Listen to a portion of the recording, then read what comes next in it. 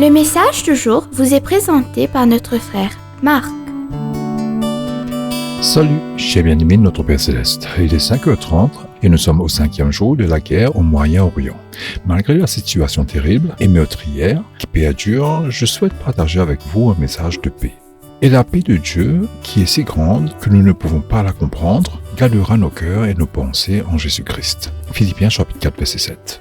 Mes chers amis, ce verset tiré de la lettre de Paul, pleine de conseils et d'encouragements, nous offre la promesse d'une sérénité divine.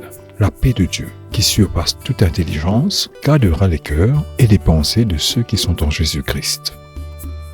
Si vous êtes en Christ maintenant, n'ayez aucune inquiétude ni crainte face au malheur. Nous avons cette assurance, donnée dans le contexte des exhortations à nous réjouir, à être doux et à tout présenter à Dieu dans la prière et l'action de grâce. Bien-aimés, je sais que la guerre fait rage et que nul ne sait ce que demain nous réserve. Mais je partage l'assurance de Paul concernant cette paix insondable, qui souligne son rôle protecteur au plus profond du cœur du croyant. Son cœur, avec ses émotions et ses désirs, et son esprit, avec ses pensées et ses projets.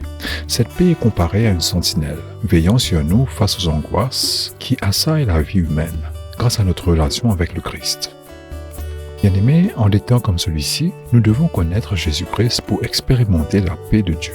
C'est un appel à une foi et à une confiance plus profonde, car cette sérénité n'est pas le fruit de nos efforts, mais un don divin.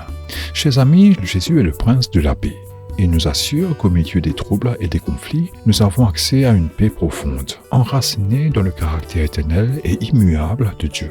Bien-aimés, ce verset nous encourage aussi à orienter notre vie vers la prière, la gratitude et la réalité de la présence du Christ, en cultivant un état d'être où règne la paix de Dieu, offrant un refuge à l'âme, au cœur, dans les complexités de la vie. Bien-aimés, cette paix est maintenant accessible en Jésus-Christ. Approchons-nous donc de lui.